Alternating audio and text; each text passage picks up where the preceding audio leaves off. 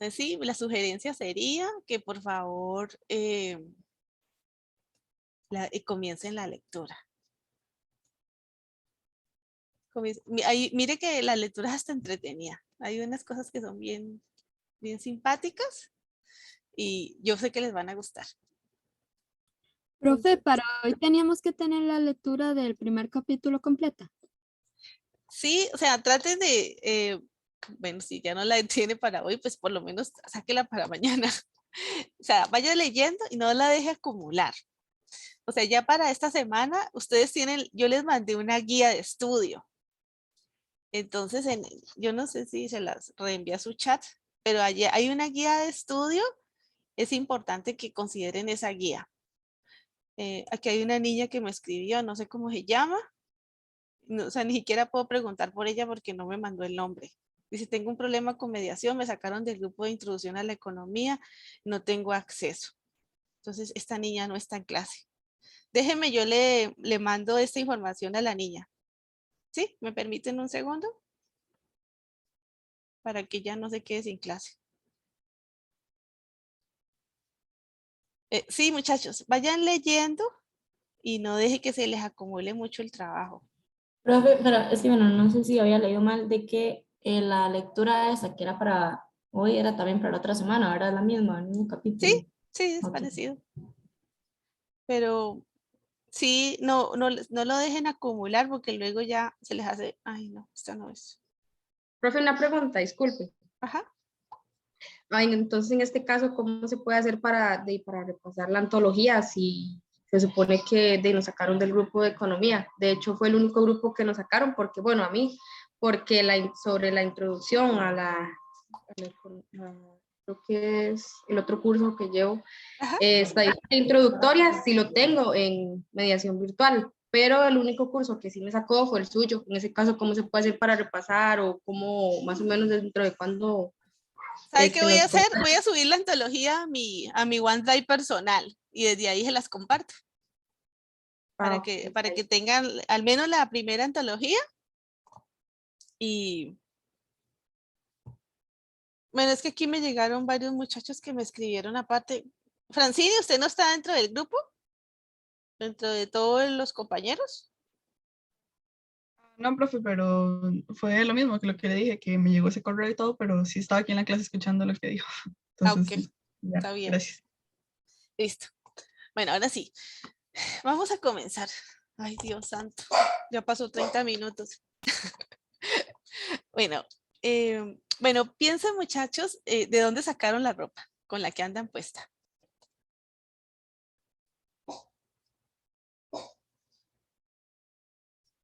¿De dónde sacaron la ropa que llevan puesta? De tiendas, de industrias, de ropa americana. Ok, muy bien, excelente. De la tienda, dicen. ¿Dónde adquirieron lo que ustedes comieron esta mañana? Del supermercado, Del supermercado. Muy bien. de la verdulería. ¿De dónde? La verdulería, Ajá, muy bien, excelente. ¿De dónde salió la casa en la que viven?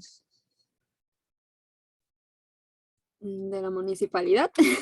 De un préstamo en el banco. Bueno, aquí en la municipalidad, ¿de dónde más? La casa con la que ustedes viven, ¿de dónde salió? El préstamo de un banco, no. De un banco. Bueno, sacaron el dinero de un banco y con eso adquirieron la casa. Muy bien. ¿Quién construyó el automóvil, el bus o produjo la gasolina que los trajo a la universidad? Bueno, que los permite a ustedes el desplazamiento porque ustedes en este momento pues no están en la universidad. ¿A quién elaboró todos esos elementos? Bueno, Recope la refina, se supone. No, Recope hace años que ya no refina, solo la importa y la vende. Ah, bueno. Ajá, sí, ya Recope dejó de eh, refinar. Entonces, bueno, ¿y el automóvil de dónde salen todos esos carros que hay por ahí? ¿Quién construyó de las esos? fábricas, profe. Las fábricas, ¿cierto? Vemos que hay muchos actores económicos que están participando en las cosas que nos provee, ¿no? Primero nuestro vestuario, la comida, la casa, el medio de transporte que utilizamos. ¿Y de dónde salieron las cosas con las que se produjo todo esto? La mano de obra de las personas, ¿no? ¿Ah? De la naturaleza. De la naturaleza, de los recursos naturales. ¿Qué más? Piensen, por ejemplo, en el desayuno que tuvieron hoy. ¿De dónde salieron las cosas con las que produjeron los productos que ustedes consumieron el día de hoy? Y, bueno, De agricultores, no. Si uno ¿De? comió fruta, agricultores o de los Agricultores. animales, como el pollo, el huevo los y así. ganaderos. ¿Qué dijo Dayana? Una finquita. Los ganaderos. Ganaderos. Bueno, Dayana comió algo de lácteos o carne. Muy bien. Bueno, Carlos nos hace un aporte, nos dice que el trigo, el pan que él comió, el trigo venía de Ucrania. Muy bien, ¿cierto? También hay importaciones. Porque hay algunos libros de texto que son caros. Me imagino que es porque que vienen de lugares muy largos o así, y entonces hay que pagar pues la importación y todo eso, el material que hay que imprimirlos y no sé, todas esas cosas. Ajá, porque otra cosa puede ser un libro costoso. También tiene que ver con los autores o las universidades de donde salen, que eso eleva el precio. Los Los autores, impuestos. Y, claro, los impuestos. y la demanda también que tenga el libro, digamos, si es un libro que se vuelve muy demandado, aumenta el precio. Correcto. O sea, por ejemplo, si por ejemplo yo les digo que lean, por ejemplo, un libro de Krugman, pero está más barato Mankio. Ustedes no pueden ir a decir, ay, no, me compro Mankio porque es que está más barato. Pero porque yo los voy a evaluar sobre Krugman. Entonces no podemos sustituir. Nos vemos forzados pues, a comprar el libro con el cual nos van a evaluar. La antigüedad, nos dice el compañero Carlos, que también es un componente importante. Si es un libro seminal o uno de esos libros antiguos, pues incluso pueden costar cientos de dólares, ¿no? Miles de dólares. Un libro muy antiguo.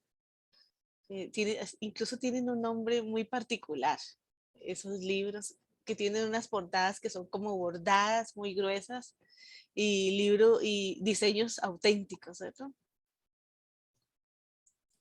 Las primeras ediciones, es eso, Ajá, ¿no? sí, las primeras ediciones, por ejemplo, hay ediciones de 1600, de 1700, esas ediciones son muy costosas. No sé si han visto ahí en el precio de la historia, que a veces eh, ustedes se pueden quedar asombrados, por ejemplo, del precio de una moneda de 1 centavo de antigua, puede costar muy cara, muchos cientos de dólares, 100.000 dólares, 70.000 dólares, dependiendo de su antigüedad y de lo que simbolice. ¿Por qué es tan caro el Microsoft Office y no cuesta 1 centavo bajarlo? ¿Por qué son tan caras las medicinas? Y por lo que es una compañera, no por la demanda.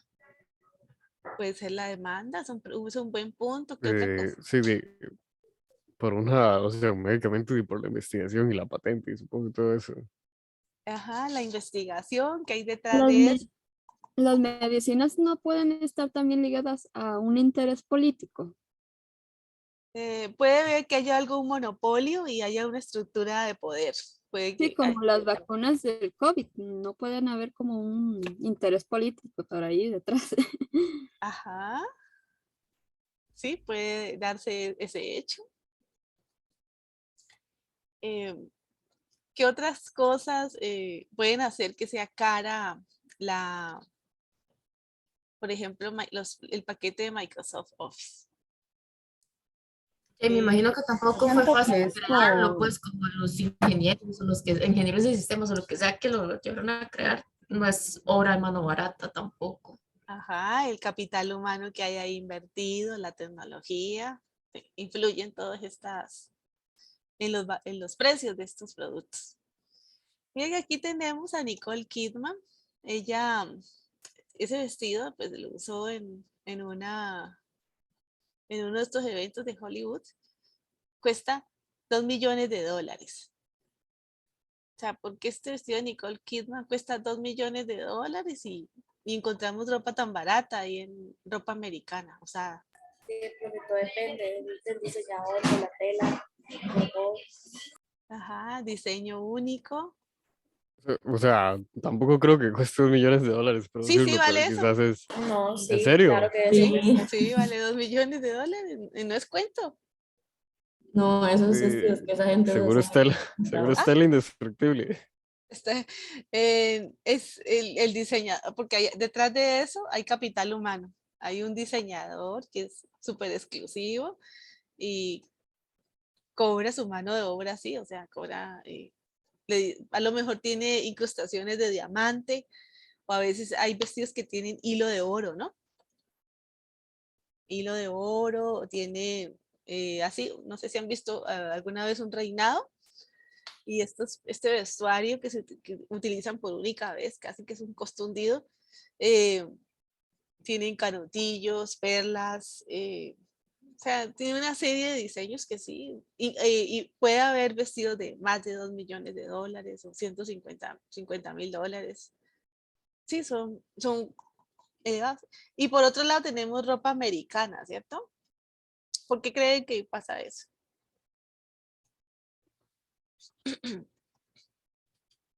La ropa americana proviene de Estados Unidos, de la ropa Ajá, que desecharon.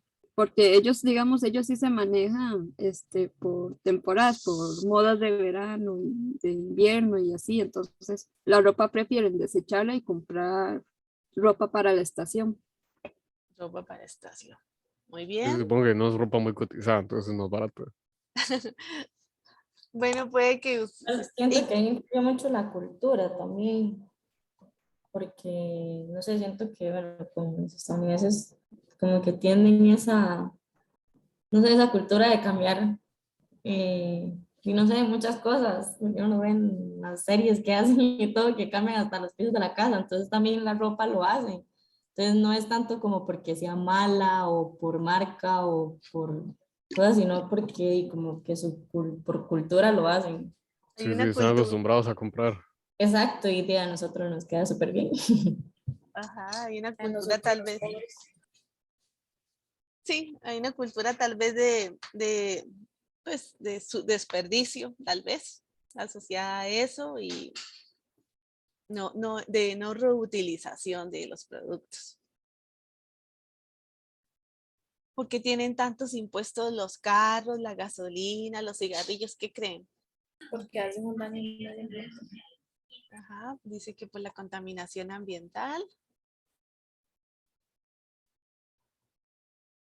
Sí, Brittany nos dice que ahí en ropa de segunda mano puede encontrarse ropa de marca y también incluso ropa nueva, ¿no? Hay gente que comenta que en estos sitios hay ropa con etiqueta nueva, que nadie la compró y ya nadie la va a comprar porque está pasada de moda, entonces la descartan dentro de esa ropa americana.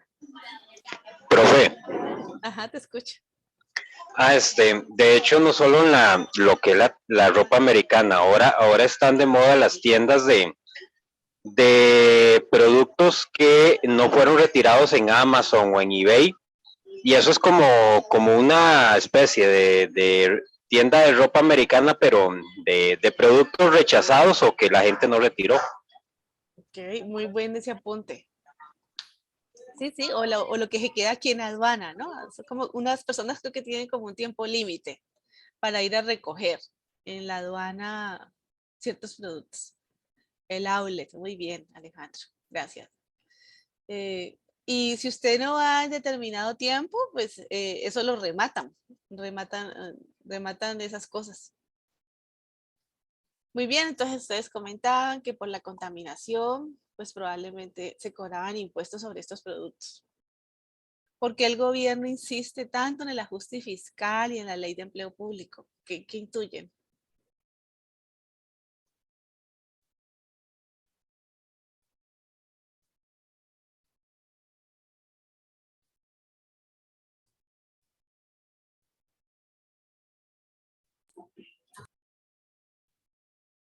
Es un tema de moda, ¿qué será?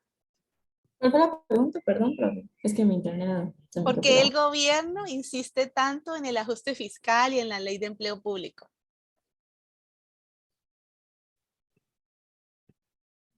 Profe, para no estar tan perdida, lo de ajuste fiscal se refiere a eso de impuestos y así.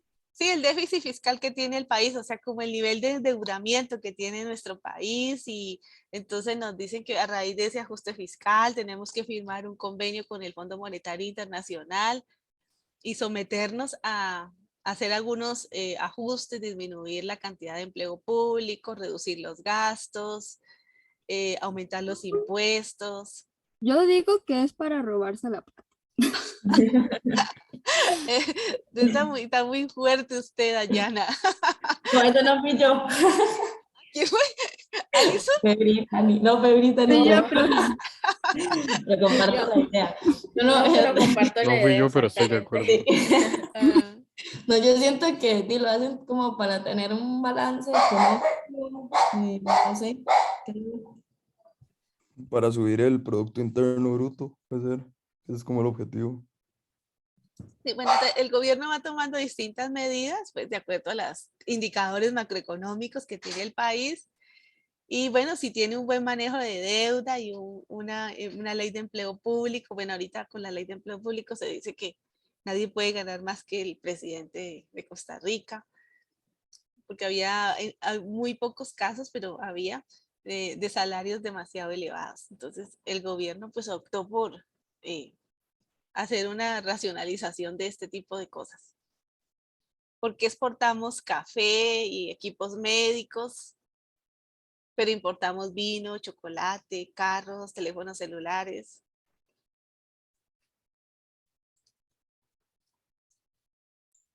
Porque no los producimos en el país.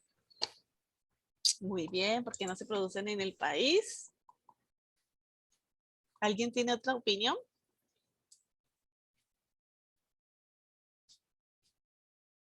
Para mantener como un balance entre impuesto, entre lo que se importa y lo que se exporta. Ajá, una balanza de pagos adecuada, La calidad también. que la gente tenga productos de calidad. Bueno, a lo mejor si producimos acá un celular, a lo mejor, o un chocolate, no nos sale tan bueno como el chocolate suizo. En casos como los carros y celulares es que también Costa Rica no impulsa ese lado de querer comercializar la tecnología, no impulsa la tecnología costarricense y se centra más en exportar más cosas del campo, como Ajá, frutas, y café y ese tipo de cosas. productos primarios. Sí, también puede que salga más barato comprarlo de afuera que hacerlo aquí mismo. Puede ser. O que no tengamos el capital humano y tecnológico para desarrollar este tipo de productos. ¿Ustedes creen que el colón está sobrevaluado o está devaluado? ¿Qué intuyen?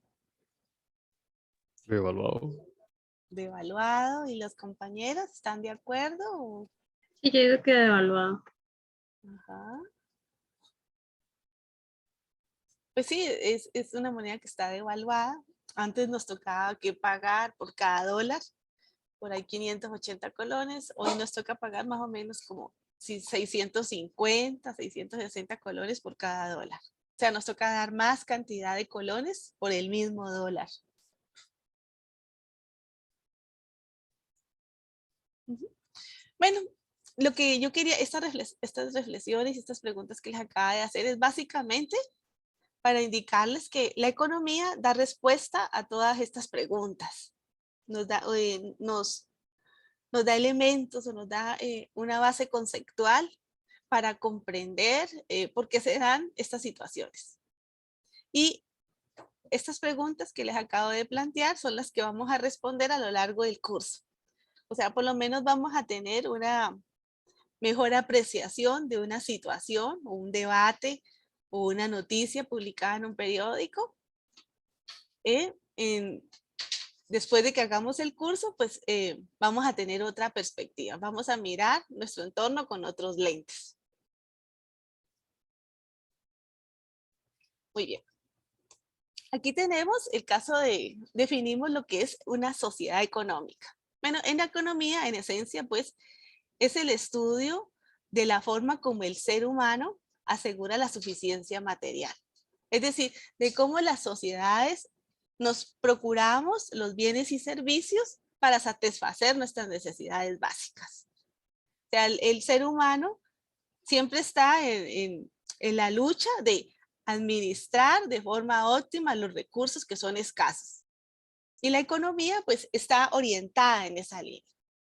Y los problemas económicos se generan debido a que las necesidades de las personas exceden la dotación de recursos que tenemos. O sea, hay la tasa de reproducción de los recursos naturales es más lenta que la tasa de crecimiento de las necesidades de las personas. Por ejemplo, un árbol, hay árboles que pueden durar 8, 15 años para crecer, o hasta 50 años o 100 años. Sin embargo, el hombre puede talar en un día muchos árboles, cientos de árboles, y que ese crecimiento fue el resultado de un proceso que tardó hasta un siglo. Entonces, no hay un equilibrio, ¿no? Entonces, para lograr ese bienestar material en la sociedad, pues nosotros necesitamos hacer una administración adecuada de esos recursos. De forma que los seres humanos ganen el sustento todos los días. Había un demógrafo hindú que había hecho un estudio de los niños, pues de la India. Analizó 100 casos de niños y había una mayor cantidad de personas, de 100 personas que llegaban hasta los 65 años que niños en la India que llegaran a los 5 años por su bajo nivel de nutrición. Y bueno, esto es una estadística pues que nos cuestiona. O sea, nos pone a pensar por qué pasan este tipo de cosas, porque tenemos ciudadanos estadounidenses que pueden permitirse llegar hasta los 65 años y tenemos niños que tienen muerte prematura. O sea, que no alcanzan a llegar a los 5 años. ¿Estamos administrando realmente bien los recursos? ¿Qué es lo que estamos produciendo? ¿Cómo lo estamos produciendo? Nos falta producir un poco más. Hay una buena distribución de lo que se produce. Hay una buena asignación de los recursos que tenemos. O sea, lo que se ha observado es que entre más rico es un país, mayor es la incapacidad de los habitantes para sobrevivir solos. Antes, en las comunidades antiguas, un esquimal o un nativo, casi que él podía sobrevivir y autoabastecerse. O sea, él podía superar y lograr la supervivencia. Y, o sea, su humanidad lo resolvía ese problema. Sin embargo, hoy en día, difícilmente una persona se puede proveer o satisfacer sus necesidades básicas.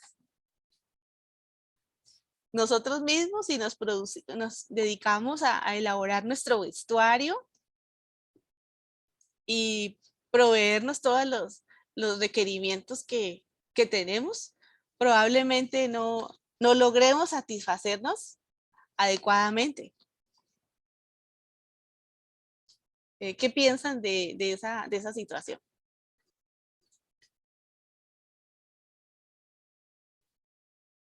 O sea, en los pueblos primitivos, la sociedad casi que lograba la supervivencia. Sin embargo, hoy en día hay una inseguridad económica y esto se está multiplicando sustantivamente. Y entre más rica es la población, como que más dependiente se vuelve, porque son otros los que están satisfaciendo o los que elaboran los productos para que en sociedades ricas se logre la satisfacción. Sí, Brittany, por favor.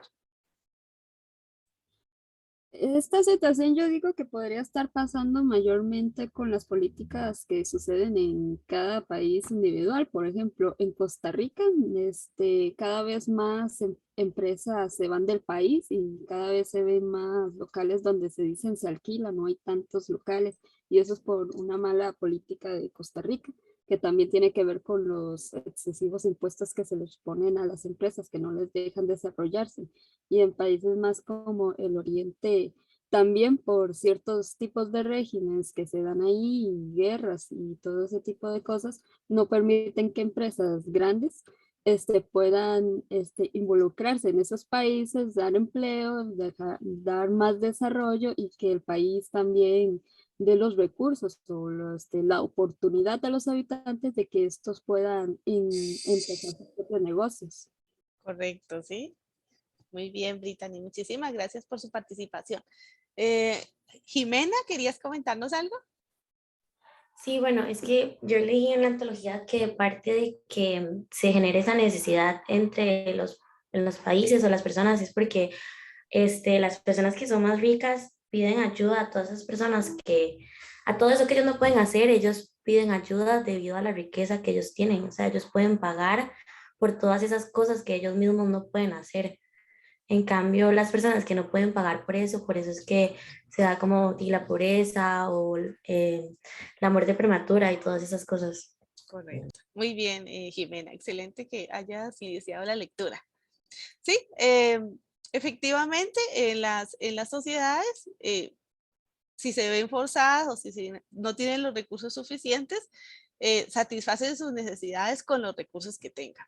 Sin embargo, si una sociedad es más rica, tiene mayor nivel de ingresos, puede permitirse, tiene una mayor disposición a pagar por un producto. Y el mercado produce lo que la gente demanda, no lo que la gente necesita.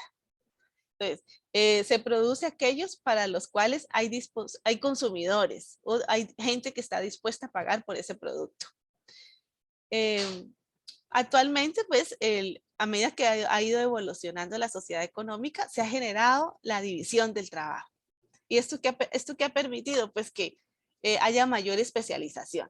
Es decir, que determinados países se especialicen en la comercialización, producción y la venta de un producto en los que ellos tienen como ventajas, alguna ventaja comparativa, una ventaja competitiva. Y por otro lado, los países pues que no tienen esta ventaja para producir algo, se dedican a producir solo en lo que sí tienen potencial. E importan aquellos productos que sus condiciones económicas, su dotación de recursos naturales no le permite.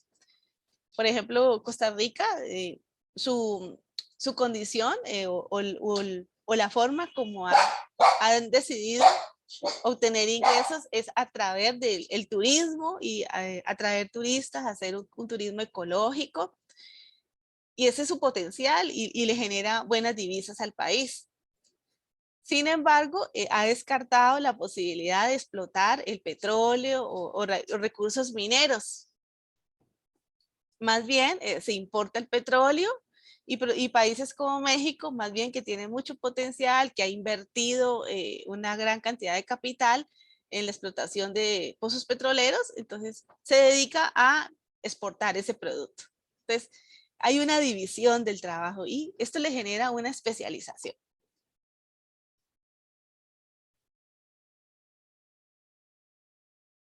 Ajá, muy bien, excelente. Muchas gracias, Fran. Fran nos comenta que también se exporta banano, piña y café, que son productos primarios.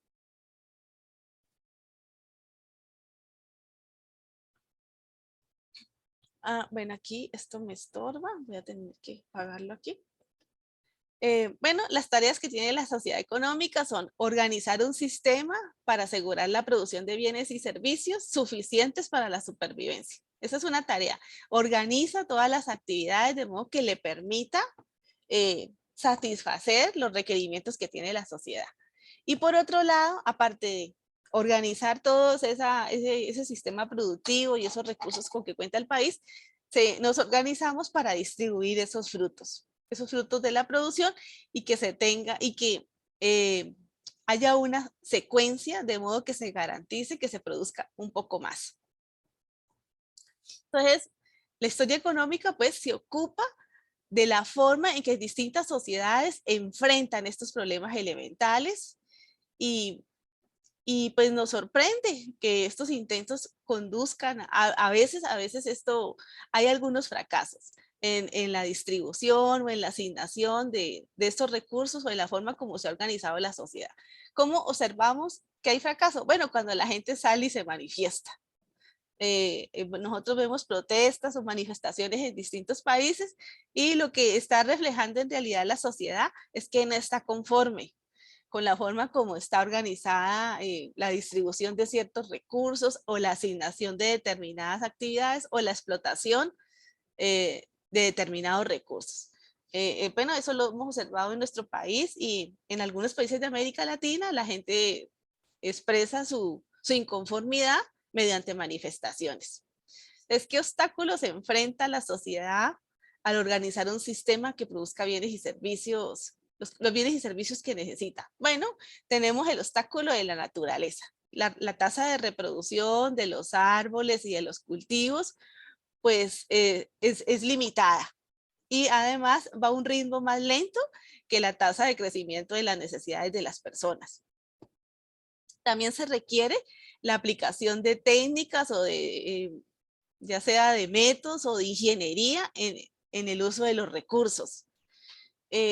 Otro desafío que tiene o otro obstáculo que debemos superar es evitar el desperdicio y utilizar el trabajo de las personas de la forma más eficaz posible. Para regular o para lograr superar todos estos obstáculos mencionados, es importante la creación de instituciones. O sea, estas instituciones que van a hacer movilizar la energía del ser humano o movilizar el trabajo para lograr propósitos productivos. Las instituciones pues nos garantiza que si yo vendo pan ahí en la panadería de Musbani, no llegue otra persona y se robe mi producto. Yo necesito un respaldo. Llamo a un policía o llamo a una persona que me proteja. Y esas instituciones pues pertenecen al gobierno. Si, por ejemplo, una persona no puede tener acceso al sistema educativo, pues se contacta con las entidades pertinentes para que su niño ingrese a la escuela o busca las formas, recurre al Estado para que le atienda esta necesidad. Pues lo que hacen las instituciones en una sociedad es asegurar una asignación viable del esfuerzo social. Por ejemplo, en una sociedad industrial, en la sociedad, hacer toda esta asignación de recursos se vuelve una tarea muy complicada. Y entre más moderna sea, pues es más difícil, porque las personas tienen una mayor cantidad de necesidades y de requerimientos. Anteriormente, pues a lo mejor usted a la gente con que le diera alimentos y vestuario de algodón estaba satisfecha, pero hoy en día no. Hoy en día la gente quiere la alimentación, el vestuario, pero a lo mejor también quiere un teléfono de última generación, quiere tener un automóvil, quiere realizar viajes. Entonces, todo se vuelve más complejo, pues, satisfacer todos los requerimientos de la sociedad. Quiere tener vigilancia permanente para que no pasen allí gente amigos de lo ajeno. Entonces quisiera que la policía pase más frecuente por su barrio, pero tenemos recursos limitados. Entonces de ahí la importancia de siempre realizar una asignación óptima de los recursos.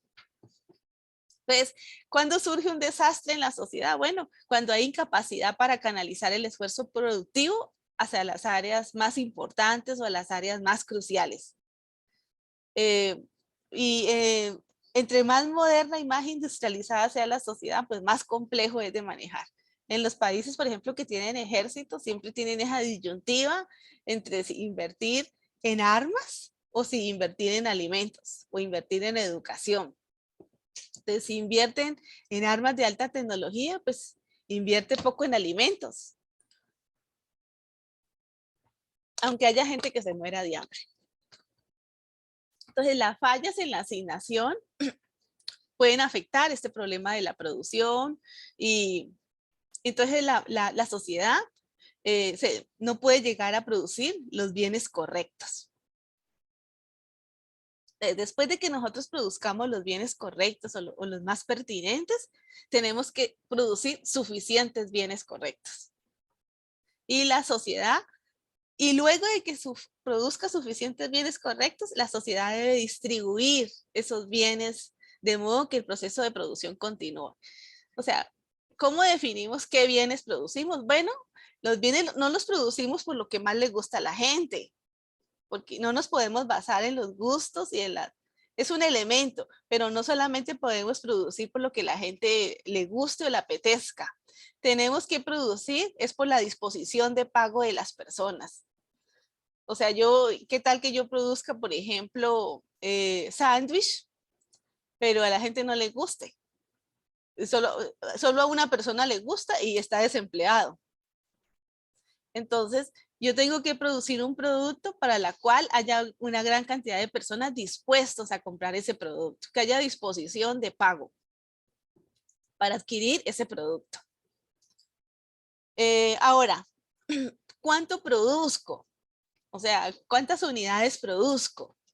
Pues, depende. O sea, yo produzco hasta el punto donde el costo de la última unidad producida sea menor o sea igual al beneficio que me produce la última unidad.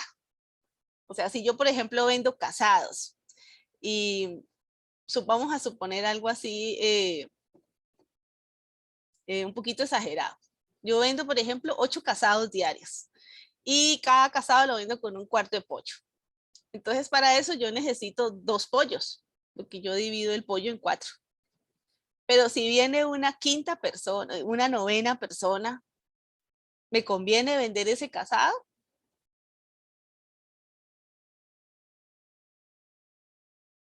Yo siento que no, profe. No. No, ¿cierto? Porque el beneficio marginal, es decir, del último casado, es menor que el costo de producir el último casado. Porque yo para producir el costo de cubrir el costo, pues me tocaría que comprar un pollo completo, del cual solo voy a utilizar una presa. Entonces, mis costos de producción de la última unidad son mayores que el beneficio que me va a reportar ese último casado. Entonces, ¿hasta cuándo produzco yo la cantidad requerida por la sociedad? Hasta donde el costo marginal es igual al beneficio marginal. ¿Bien? ¿Queda claro ese concepto? Luego lo vamos a ver en gráficos, pero ahorita lo que quiero que comprendan es como la idea intuitiva. Por ejemplo, el beneficio que me reporta hacer una llamada telefónica a un amigo, vamos a cuantificarla que sea $10. Y el costo de esa llamada, a lo mejor, yo lo estimo en $7. ¿Me conviene hacer la llamada?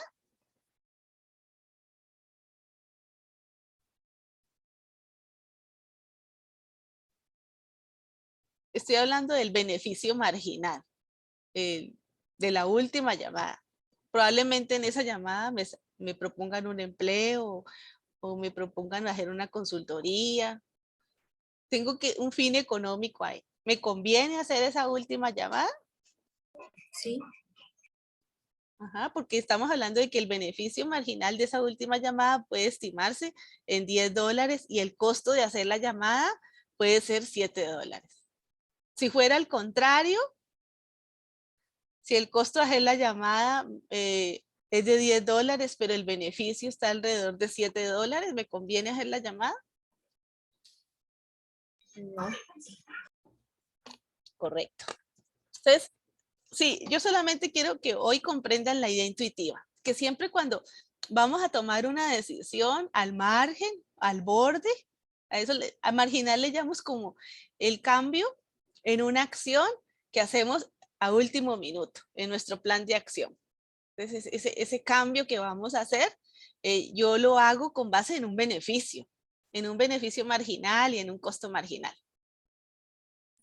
Perdón, ¿a qué se refiere marginal?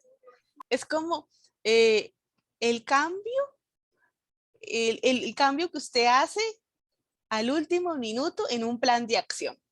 o el cambio que usted, el último cambio que usted hace para cumplir un plan de acción. Y se le llama que es marginal porque es como al borde, al límite, porque estoy hablando de la última unidad, del último casado. ¿Cuál es el beneficio marginal del último casado que yo produzco y el beneficio y el costo marginal? Entonces yo estoy comparando siempre al límite. En el último momento hago ese cambio. Por ejemplo, tengo planeado estudiar 4 horas economía. Sin embargo, estoy en la cafetería de economía y veo ahí a una persona que siempre me ha gustado y me ha parecido interesante hablar con esa persona y nunca me lo topo, pero ese día casualmente sí. Entonces, sí, tomo el beneficio marginal de saludar a esa persona, yo lo contrasto con el costo de dejar de estudiar 1 hora. Entonces, si mi beneficio marginal, la felicidad que me reporta hablar con esa persona es mayor que el costo marginal de sacrificar 1 hora de lectura es mayor, me decido por liberar 1 hora y dedicársela a la otra persona. Su plan de acción original era estudiar 4 horas, pero usted siempre ha querido hablar con esa persona y de casualidad la ve a la última hora. Entonces usted hace un cambio marginal en el último momento. ¿Sí queda claro ahorita la señorita que me preguntó? Sí, profe, gracias. A veces, pues, en la sociedad probablemente, pues, no se logre organizar todos los recursos de manera óptima y haya incapacidad para canalizar, perdón, haya incapacidad para canalizar ese esfuerzo productivo hacia áreas de importancia crucial. Entonces, bueno, a eso se le llama como una falla en la asignación y puede afectar el problema de la producción. Si usted no logra canalizar adecuadamente todos sus esfuerzos productivos en las áreas más importantes o más relevantes de la economía, usted puede tener un fallo en la producción. ¿Por qué? Bueno, algunas personas se van a quedar sin satisfacer sus necesidades básicas y no va a poder producir los bienes correctos.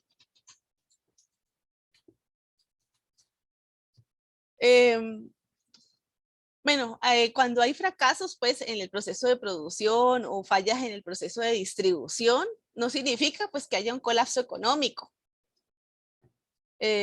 Porque aún así, aunque haya colapsos económicos, podemos existir. O sea, la economía, mire que actualmente estamos viviendo una pandemia a nivel mundial y eso, pues, ha hecho que fallen los canales de distribución, los canales de producción, y todos hemos visto, ¿no? O sea, yo creo que todos estamos familiarizados con la crisis de contenedores que ha impedido la llegada de muchos insumos y que, por ejemplo, a la Toyota de los Estados Unidos le impidió seguir produciendo la misma cantidad de carros. También ha disminuido la producción de algunos productos tecnológicos que llevaban microchips. Entonces ahí hay uno falla en la distribución. Sin embargo, eso no significa pues que el modelo falló. O sea, los modelos se reponen, la sociedad económica se repone y vuelve a tomar la sintonía y toma las medidas correctivas y sigue funcionando. Si hubiera colapsado pues la sociedad económica, pues no existiríamos. Entonces, una solución adecuada al problema de la distribución se revela mediante los desacuerdos sociales o políticos o incluso, o sea, cuando no hay una solución adecuada o las medidas remediales que se están proponiendo para un problema en la distribución o en la producción, se expresan mediante manifestaciones o desacuerdos sociales. Y incluso en algunos países puede llegar a una revolución. Ajá, muy bien, excelente aporte, Carlos. Escasean los iPhone por la crisis de contenedores, es correcto. Y también ¿cómo se llaman? Los PlayStation, los videojuegos de PlayStation, también han tenido alguna escasez. Incluso también durante la pandemia hubo escasez de bicicletas.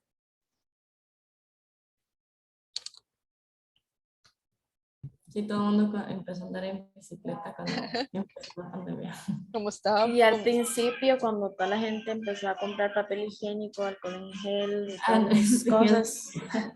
excelente, sí. Muy sí. correcto, así fue, Dayana. Entonces, una sociedad económica viable no solamente debe superar pues esas limitaciones que tenemos con los recursos naturales, sino que también debemos controlar y contener la intransigencia de las personas y centrarnos en la producción y en la distribución de forma correcta.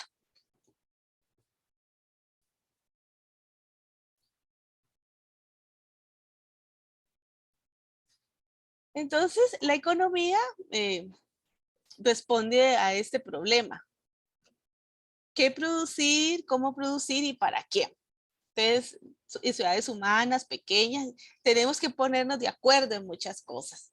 O sea, los tres elementos que forman parte del problema económico es qué cosas producir, cómo las vamos a producir, qué terrenos vamos a utilizar, cuál tecnología vamos a usar, qué innovaciones tenemos que hacer, cuál es el proceso productivo más adecuado, para quién vamos a producir, quién va a disfrutar de lo que producimos.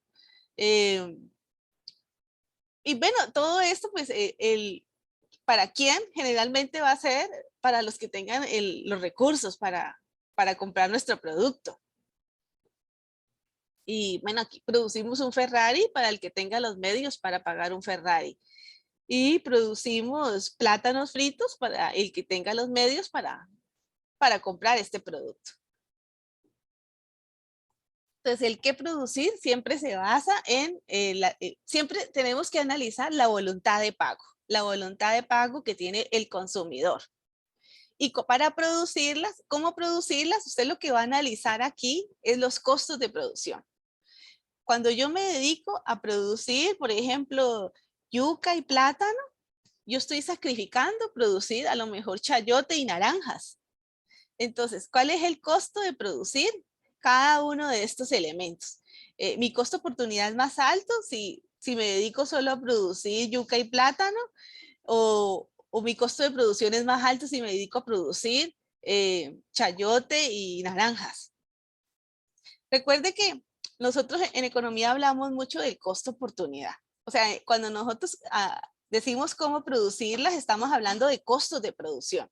Esos costos de producción implican pues los costos fijos, los costos variables y los costos que son como los costos explícitos y también los costos implícitos. Costos de producción explícitos, por ejemplo, si produzco pasteles, mis costos de producción explícitos están relacionados con que yo alquile un local donde vendo los pasteles, pago el recibo del agua, de la energía, compro harina, azúcar, adornos para el pastel. Todos esos son como mis costos. Ya esos son como mis costos van variando. Si yo produzco 5 pasteles, no son los mismos ingredientes que si yo produzco 10 pasteles. Entonces yo voy valorando cómo se van incrementando mis costos de producción. Y si me sale suficientemente rentable producir pasteles, o si produzco mejor casados, o si produzco mejor, no sé, algún producto industrializado. Entonces, el cómo está asociado a los costos de producción y lo que yo sacrifico producir por producir determinada cosa. Si yo sacrifico producir arroz con leche no sé, por producir arroz como para el consumo con los frijoles. Entonces, allí el arroz tiene una forma, pero si ya lo produzco como arroz con leche, tiene un costo de oportunidad. Si dedico toda la libra de arroz que tengo para producir arroz con leche, sacrifico tener arroz para consumir con los frijoles. O yo también puedo quedarme en un punto intermedio. Sacrifico 50% de la libra de arroz, la dedico a arroz con leche y la otra la dedico a producir los frijoles. Lo que yo tengo que valorar es cuál me sale más barato en términos de costos de producción y cuál me produce el mayor beneficio. ¿Y para quién producimos? Bueno, la idea es producir si yo comercializar el arroz con leche, producirla para alguien que tenga disposición de pago. aquí este es el primer capítulo que ustedes leen. Es un capítulo entretenido, yo se lo recomiendo. Y bueno, es de este profesor, Hale Bronner, y el libro se llama La Sociedad Económica.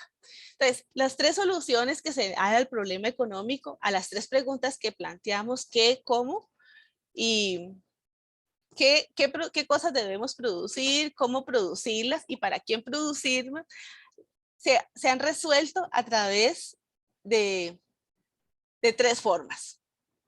El problema está planteado en tres preguntas. ¿Qué cosas produzco? ¿Cómo las produzco? ¿Y para quién las produzco? Y se plantea, a lo largo de la historia se han planteado tres soluciones para resolver ese problema. O sea, hay una gran diversidad de instituciones sociales que guían y dan forma al proceso económico. Y en el primer caso, la primera forma es la tradición. Es decir, en esta sociedad, por ejemplo, vamos a pensar en los esquimales. Hemos resuelto los tres problemas, por ejemplo, no sé, con la caza de focas que nos permite pues nuestro entorno y la forma como resolvemos ¿qué producimos? Pues siempre hemos producido, por ejemplo, siempre nos hemos alimentado de focas o de las especies que nos da la naturaleza. ¿Cómo? Pues porque el padre le enseña al hijo su profesión. Y allí mismo, por tradición, se dice cómo se distribuye. A lo mejor una parte del pez o de la foca se la come determinadas personas y se la distribuyen según el rango que tengan dentro de la familia. Entonces, por tradición se resuelve el problema. Y otra forma, bueno, aquí tenemos una de las tradiciones que se suelen dar aquí, que es como los toros, ¿no? Que la gente va a la feria y este es un ejemplo de tradición. Allí hay familias que siempre se han dedicado a esta labor y ser montador pues, realizar esta actividad. La ha hecho el abuelo, el bisabuelo y actualmente el nieto. Y esa tradición se va traspasando de generación en generación.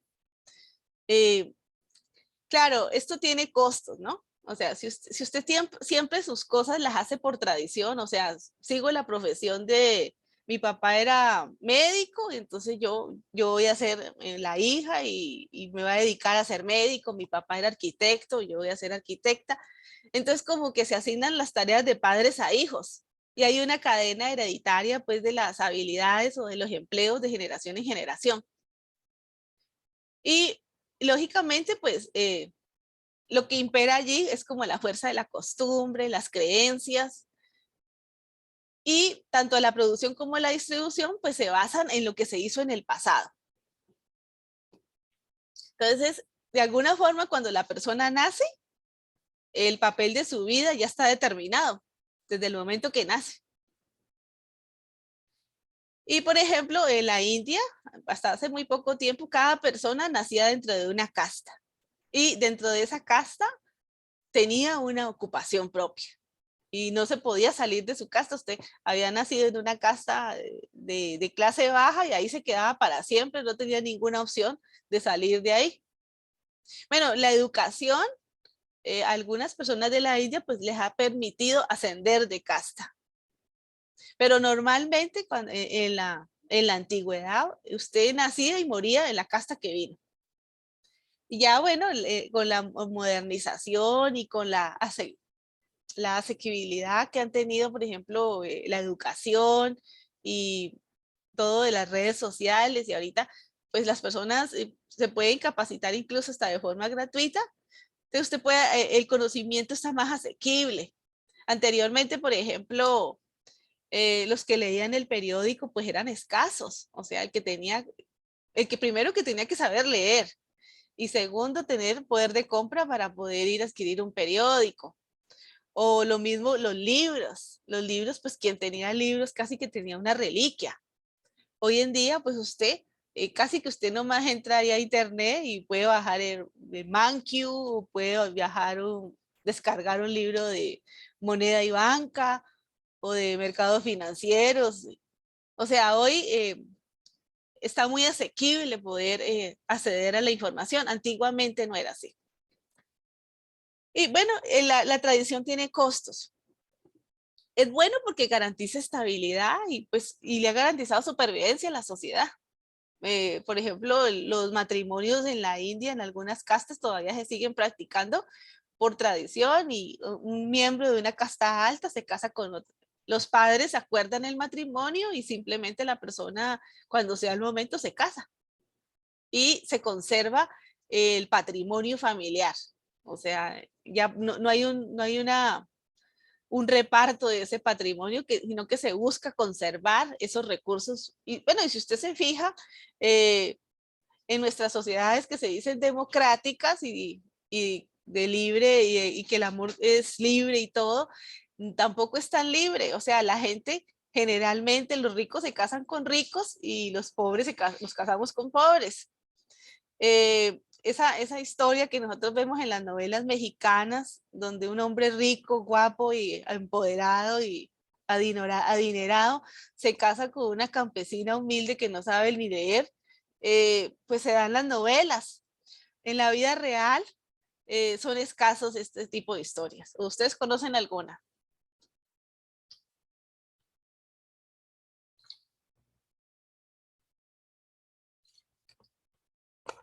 Sí, ese tipo de situaciones generalmente no se dan tanto.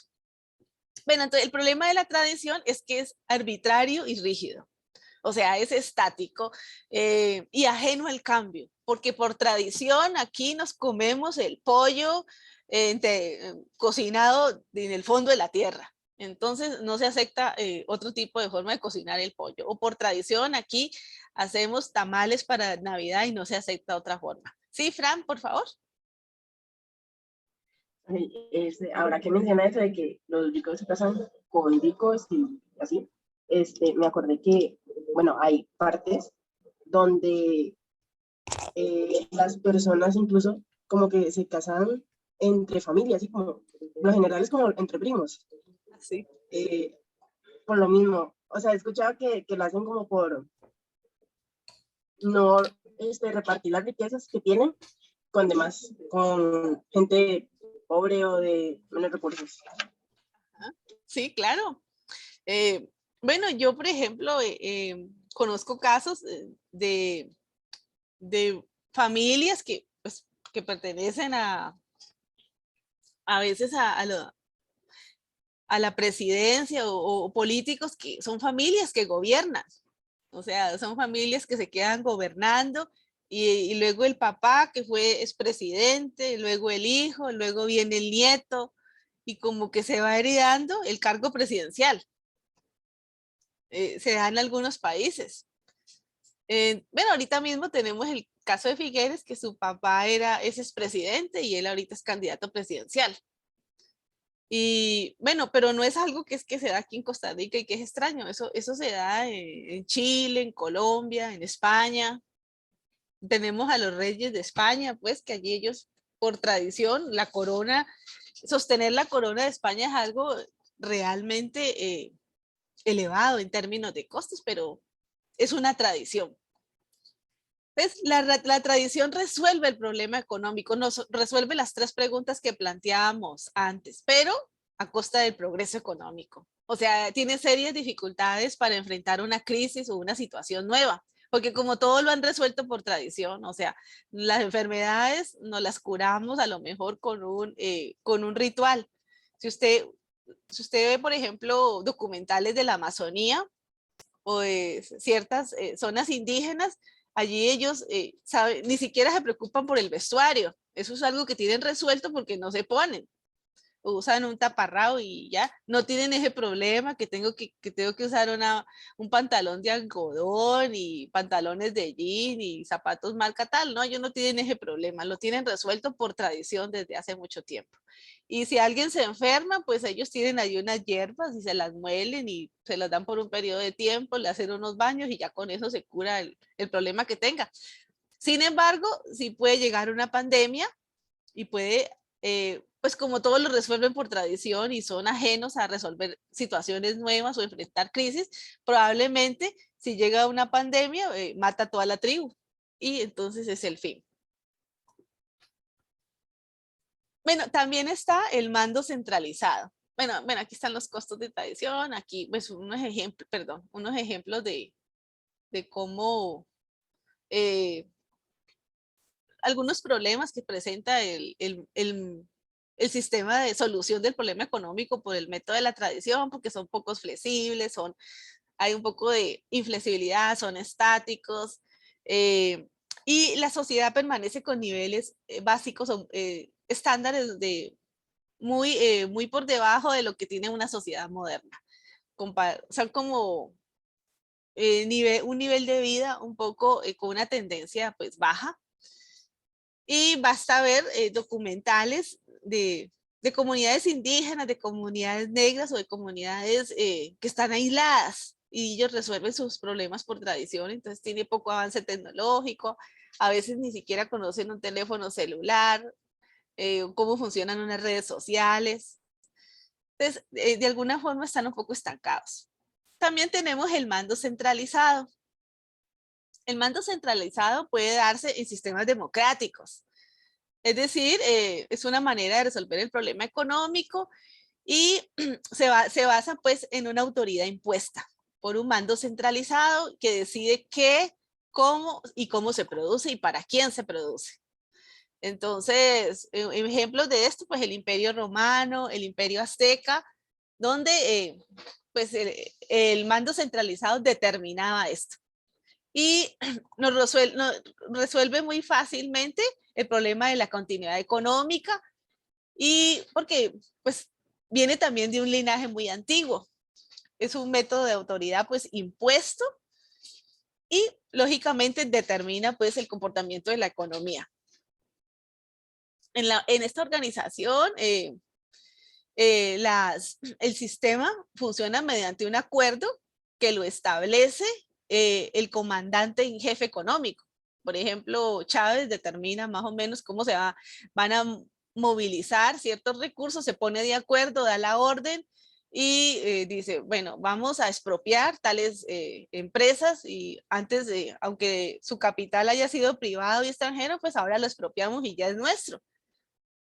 Y ese es un mando centralizado, digamos que es un poco negativo. Aquí tenemos un mando centralizado, pero es democrático. Es decir, que el mando centralizado puede convivir tanto en democracias como en dictaduras. Correcto, muy bien, Adrián, excelente. Sí, China tiene un mando centralizado. No, bueno, el mando centralizado no está peleado con la democracia. El mando centralizado, por ejemplo, es útil en casos de una emergencia, porque usted da la orden y se tiene que ejecutar. O sea, por ejemplo, se declara una emergencia e inmediatamente se cortan pues todos los procesos que normalmente se hacían. A veces realizar un trámite o gestionar una orden puede ser muy demorado porque tiene que venir hasta... Sí, te escucho. Llegó Alan. Por ejemplo, el mando centralizado en situaciones donde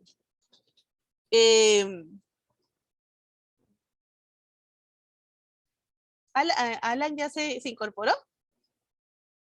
Alan, ¿se pudo incorporar? Sí, profe, disculpe, es que me metí desde el teléfono porque la computadora me está dando errores con la pantalla, entonces prefiero apagarla mejor. Ok. Sí, bueno, entonces aquí, por ejemplo, Costa Rica tiene un mando centralizado, pero es democrático. Entonces, y si, por ejemplo, tenemos una emergencia en el país, pues simplemente pues, se saca un decreto y se declara emergencia y se saltan una serie de procesos que normalmente se harían y que serían increíblemente tardados. Pero a raíz de la emergencia, pues se soluciona, por ejemplo, como hay un desbordamiento de un río o hay alguna situación especial, entonces como que nos saltamos toda esa cantidad de procesos administrativos y atendemos la emergencia. Pero el mando centralizado en una dictadura sí puede generar bastante desgaste social y pues puede generar algunas injusticias, inequidades en el lugar, porque hay una se promueve la concentración de la riqueza entre los miembros pues del Congreso o los miembros que pertenecen al mando, ¿no? Pero en un sistema democrático pues no funciona así, porque tenemos un Congreso y las decisiones se votan con la participación de diferentes partidos políticos, que es lo que sucede en nuestro país. En un dictador supremo, pues no funciona así. O sea, se hace la expropiación de forma directa y por supuesto nadie se atreve a desafiar al dictador supremo. Bueno, no pasa actualmente pues con Putin en Rusia, pues yo no sé si habrán visto noticias pues de gente que solamente se ha atrevido a estar en oposición con lo que él está haciendo y pues ha sido desaparecida. Y entonces, bueno, en un mando centralizado, en una dictadura, puede hacerle mucho daño a la sociedad. Bueno, pero el mando centralizado resuelve las 3 preguntas que vimos antes, ¿no? ¿Qué, cómo y para quién producir? Riesgos del mando centralizado. Por supuesto, el mando centralizado también pues sirve para resolver algunas situaciones, pero tiene problemas para llegar a veces a una solución eficiente en los retos de producción. Sobre todo cuando existe mucha cantidad de información y no se alcanza a procesar.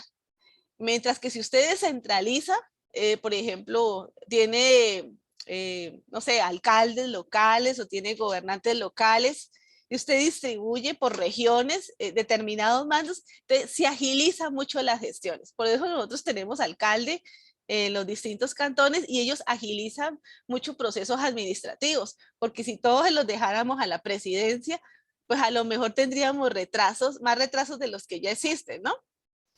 Y a lo mejor no llegaríamos a unas soluciones tan equitativas como las que quisiéramos. Entonces, en mando central, por ejemplo, en Rusia cuando estaba, pues era una sociedad comunista, el modelo en parte fracasó porque todo estaba centralizado, se determinaba lo que se iba a producir por decreto. Entonces no se sabía si realmente la gente tenía disposición a pagar, si la gente lo deseaba, si realmente las empresas necesitaban esos productos para sus procesos productivos. Entonces, todas las órdenes de producción de bienes y servicios se daban por un decreto, sin conocer toda esa información, toda esa desglose de información por regiones. Y bueno, eso en parte contribuyó a que fracasara el modelo. Bueno, en esta diapositiva lo que observamos es, hay un libro que se llama La Gran Transformación de Karl Polanyi, y él lo que nos afirma es que hay 3 poderes que separan, hay 3 poderes y se separan en las sociedades liberales de mercado que van surgiendo hacia el siglo XVI y que esto da lugar a que se permita aumentar el papel social de las decisiones individuales y de la autonomía relativa. Es decir, que haya una mayor participación de los individuos en la toma de decisiones. Entonces, no es un mando centralizado el que determina todas estas situaciones, sino que los individuos participamos, o sea, tenemos voz y voto.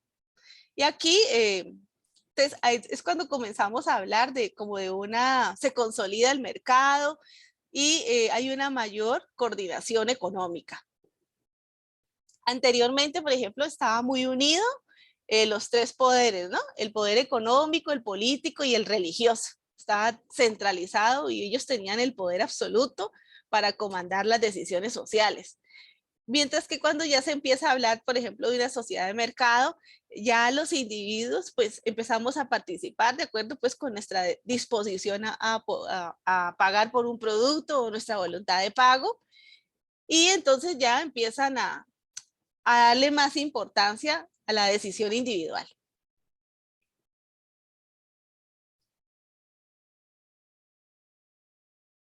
Aquí de la tradición al mando del mercado. Básicamente aquí lo que nosotros observamos es que los intercambios voluntarios pues se dan sobre una base privada y sobre la división del trabajo. O sea,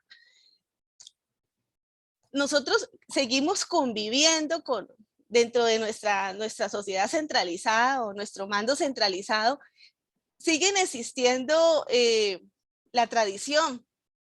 O sea, en una sociedad de mercado también se permite la convivencia de mando centralizado y de tradiciones.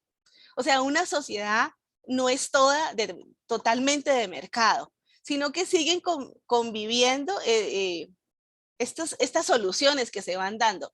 Por ejemplo, aunque estamos en una democracia y estamos en una sociedad de mercado, aquí a nivel de las empresas hay mando centralizado. Las empresas tienen un gerente y ese gerente da unas órdenes y tiene unos súbditos que siguen las instrucciones que le da su superior.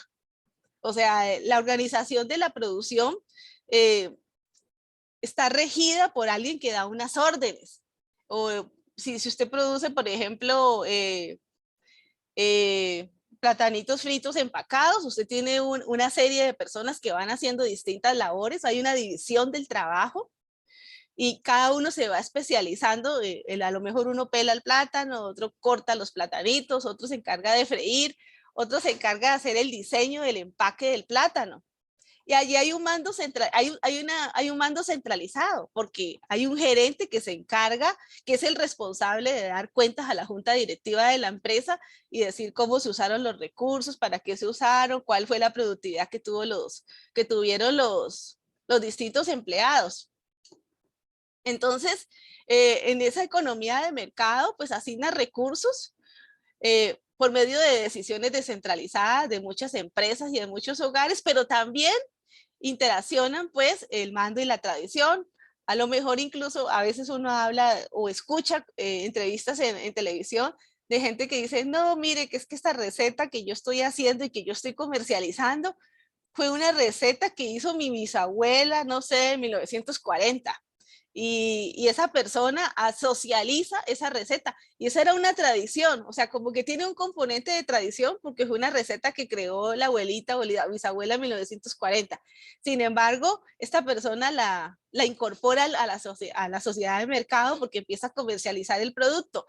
Y dentro de ese procesamiento, de esa industrialización de ese producto, pues hay un mando centralizado porque hay alguien que coordina cómo se elabora la receta. Un ejemplo típico es la KFC del Coronel. El Coronel, pues ustedes saben que él era un militar que creó la receta de pollo frito. Y es muy difícil imitar la receta de KFC. Y él mismo se creó y eso se volvió como una tradición. O sea, usted se vuelve socio del KFC y no le dan la receta. O sea, no sé cómo es, no sé exactamente cómo es el vínculo, pero la receta no se la dicen. O sea, usted empieza a hacer el proceso productivo, pero hay algunas cosas que ya le llegan empaquetadas y solamente usted tiene que como comprar los pollos y utilizar el producto que ellos le envían, pero no le transmiten la receta porque entonces se perdería el negocio. Y bueno, hay infinidad de recetas cuando uno ve esos chefs que le dicen la mitad de los productos, pero la otra es secreto, ¿no? Y es una sociedad de mercado porque las empresas deciden a quién contratan, qué producen y los hogares deciden cuánto trabajan, dónde trabajan y dónde compran sus productos.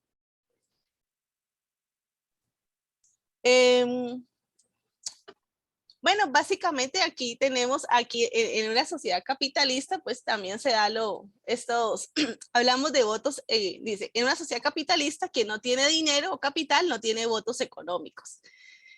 Es como la disposición a pagar que tienen las personas. O sea, si usted no tiene disposición, no tiene un capital o no tiene una riqueza para comprar un producto dentro de la sociedad capitalista, pues se dice que usted no tiene, pues no tiene poder, porque no tiene esa capacidad de comprar el producto o el servicio que le estén ofreciendo.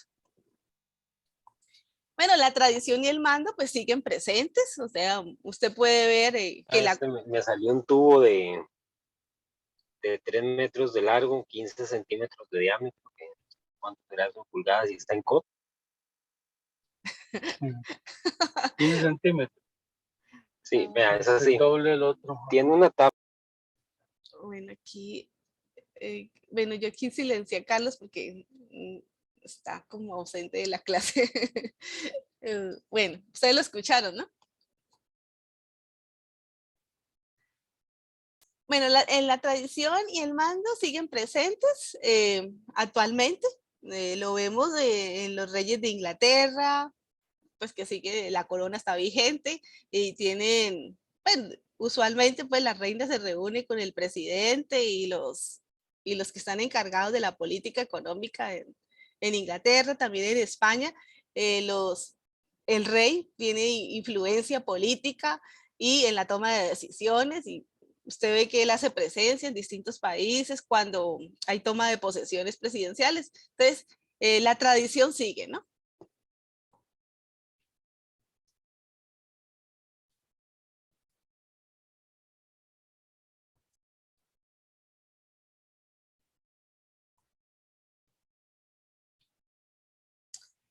Bueno, aquí básicamente sintetizamos pues que el problema económico involucra estas tres preguntas: qué producirlo, cómo distribuir lo producido. Y pues la ciencia económica se encarga de resolver este problema de acuerdo a los tres métodos que hemos mencionado. ¿Hay alguien que tenga alguna duda en relación con los métodos que hemos visto? Que no tenga claro qué consiste el método. ¿Está claro los tres métodos para todos los compañeros? Profe, Sí, te escucho. entonces, digamos, así como resumiendo, los tres métodos son la tradición, Ajá. el mando centralizado y como la fusión de los dos, por decirlo así. Sí, tenemos el mando centralizado, bueno, tenemos el mercado, ¿no? El mercado donde interaccionan los oferentes y los demandantes, y lo primero es la tradición, el mando centralizado y el mercado. Y el mercado es donde los individuos adquieren cierto poder. Adquieren poder en el sentido de que usted puede decidir, de acuerdo a su voluntad de pago, usted decide qué compra o qué deja de comprar. Okay. Gracias. Muy bien. Bueno, ¿de qué se trata la ciencia económica? Pues estudia la manera en que las sociedades o las economías de mercado resuelven el problema de la producción y la distribución mediante pues el comercio, los intercambios voluntarios y pues la participación de los distintos agentes económicos.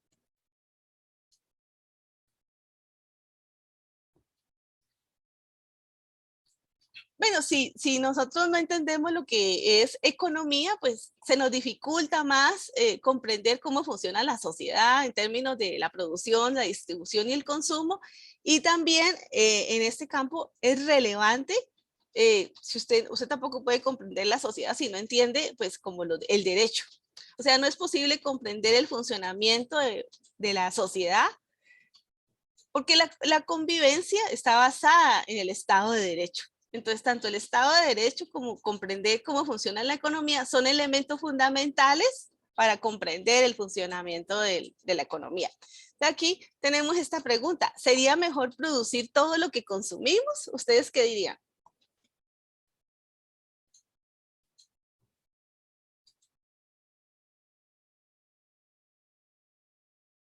¿Qué dirían? No, profe. Ajá. ¿Por qué crees que no sería? Tendríamos muchos gastos. Ajá. Y es que el gasto de producción es muy alto. Ajá, ¿usted considera que a lo mejor no podríamos, que aparte de los gastos, qué otra cosa cree que se afectaría? La economía de los demás también, porque ya no le vamos a encontrar a los demás. Ajá, sí, como la calidad de vida de otras personas podríamos afectar con esa situación. Profe, también la parte ambiental se afectaría más porque incrementaría la industria. Sí, probablemente que se afecte el medio ambiente, porque como no tenemos no podemos, si cada persona va a producir su propio vestuario, va a buscar economía, ¿no? La máxima economía, aunque esa economía de pronto nos obligue a utilizar productos que son baratos, pero que contaminan el medio ambiente.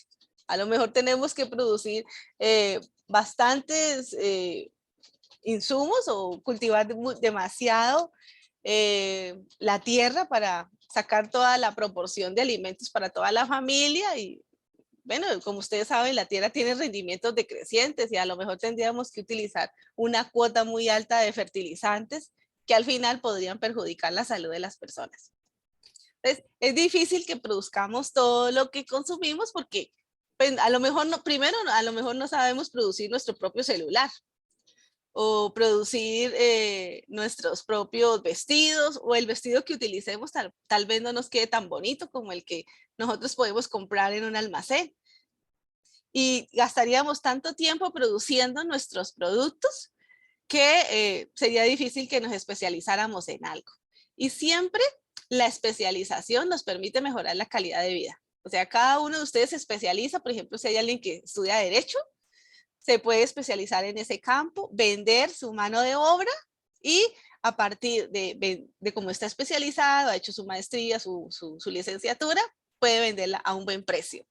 Y con eso obtener ingresos para comprar a lo mejor mayor cantidad de bienes y servicios que si se dedicara a producir con sus propias manos todos los requerimientos como vestuario, su propia computadora, sus propios condimentos. Y pues esto sería algo poco práctico, ¿no? Esto básicamente como para enfatizar pues la importancia del comercio.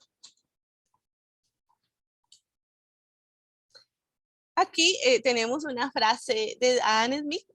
Vamos a hablar de las ganancias del intercambio y dice, Adam Smith nos dice, no es la benevolencia del carnicero o del cervecero o del panadero donde obtendremos nuestra cena, sino de su preocupación por los propios intereses. O sea, nosotros no estamos convocando a sus sentimientos humanitarios, sino más bien a su egoísmo.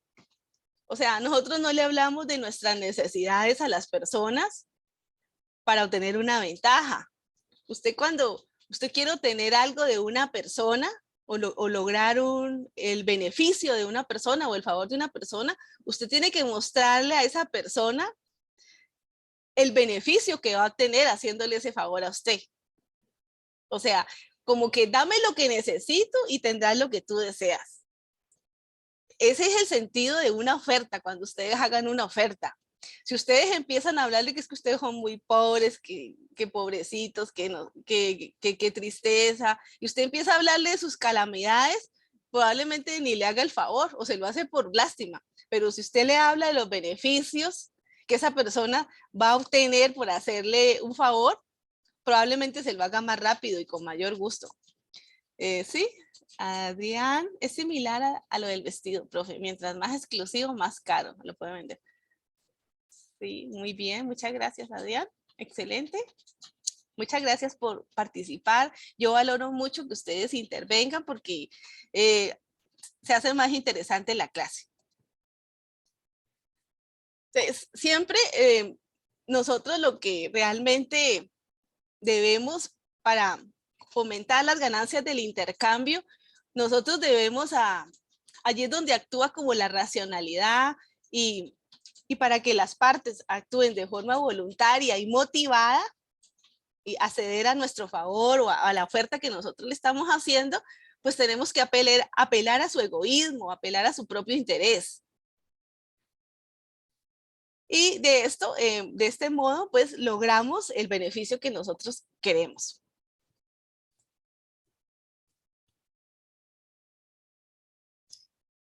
Cuando ocurre un intercambio voluntario es porque ambas partes sienten que ganan con el intercambio, o sea, obtienen los bienes que más valoran a cambio de los bienes que menos valoran. Por ejemplo, vamos a suponer que yo tengo una jacket de cuero y bueno, yo la compré hace 3 años, pero resulta que últimamente ni la uso. Y yo digo, voy a vender esa jacket, la voy a vender por 30,000 colones.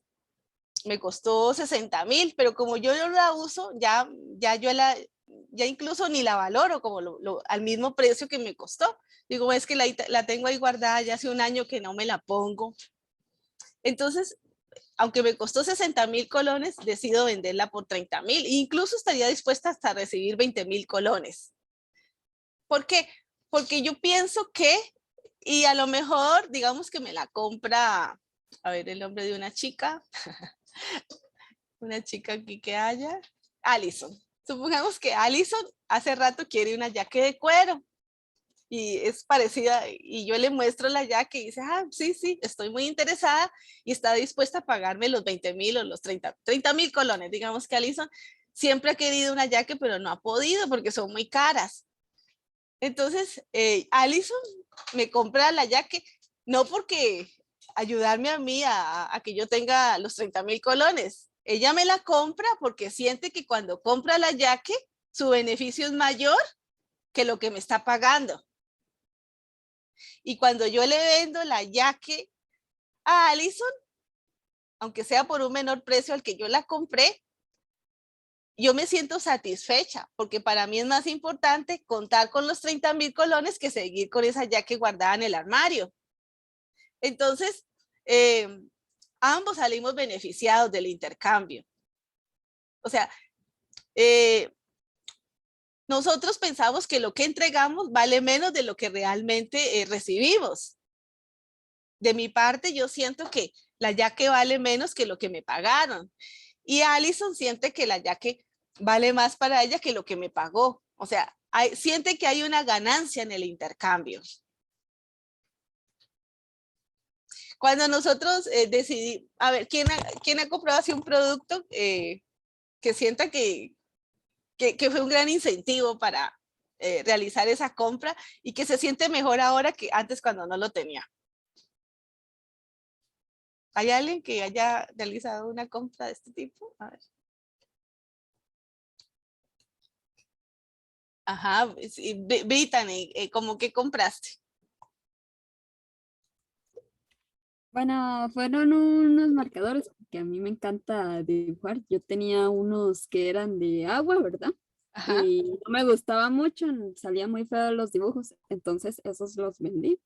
Y con el dinero ese que los vendí, pude comprarme otros que traían más variados y son de alcohol y son muchísimo mejores. Entonces, eso es, digamos. Allí hay un ejemplo de una ganancia de intercambio, porque probablemente el que te los compró sintió que estaban baratos y que salía beneficiado. O sea, nadie hace un intercambio si no siente que se ve beneficiado. Si yo estoy allí en la duda de si me compro una birra o una leche, una caja de leche o un six-pack, entonces, si me decido por el six-pack, es porque yo siento que el beneficio que yo voy a obtener con la compra de ese six-pack es mejor que el que tendría con la bolsa de leche o la caja de leche. O sea, nosotros, y el más por menos ganó porque recibió mis ingresos. O sea, para mí fue un gasto, para ellos es un ingreso. Y se siente, ambos salimos beneficiados de la compra.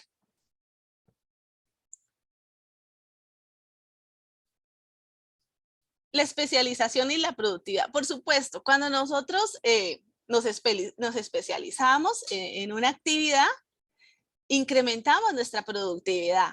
Si yo me especializo en elaborar, por ejemplo, tortillas o pasteles, al inicio a lo mejor me va a costar un poco, pero a largo plazo, pues yo me puedo especializar o puedo contratar a una persona que se encargue de hacer el decorado y esa persona solamente se especializa en esa labor.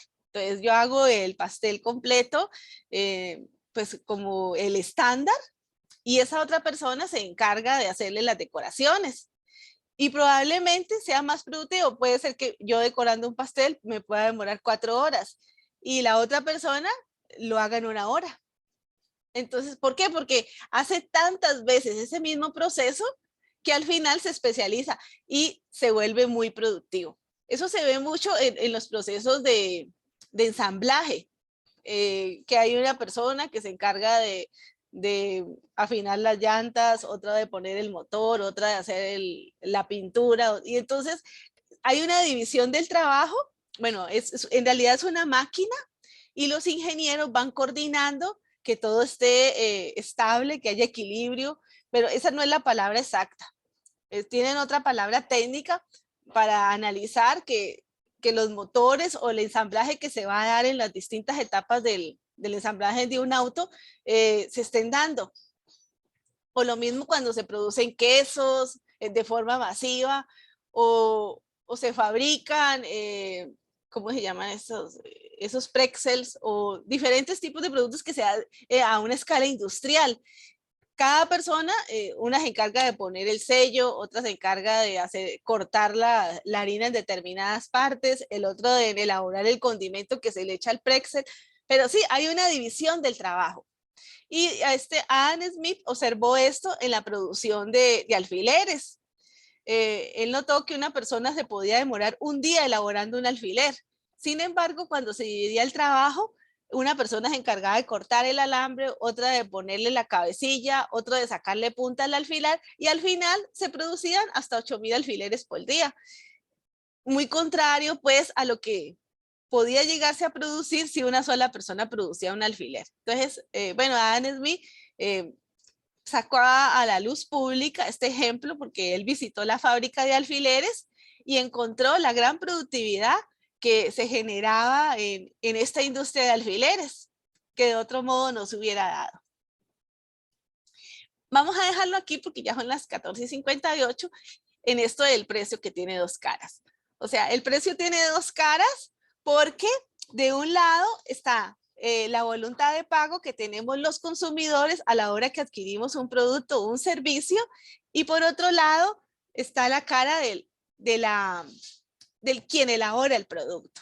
O sea, el que de un lado tenemos en cuánto valoramos las cosas, los compradores o los demandantes, y por otro lado es cuánto cuesta producir el producto y cuánto está dispuesto a cobrar por ese producto. Entonces, por eso se dice que los precios, las dos caras de los precios, y siempre lo que estamos buscando es optimizar los recursos. Entonces, dada la hora que es, lo vamos a dejar aquí porque yo me imagino que ustedes tienen que realizar otro tipo de actividades. Me imagino que tienen clases y es esto. Entonces, bueno, les mando un abrazo, nos vemos en la próxima clase. Nos falta un pelín para terminar el tema de la semana, entonces en la próxima clase lo redondeamos y seguimos con el siguiente tema. Por favor, los animo a que estudien, que se hagan las lecturas, que son súper entretenidas. Y bueno, les mando un abrazo y cuídense mucho. Gracias, profe. Gracias, profe. Gracias. Profe. Sí, claro, te escucho.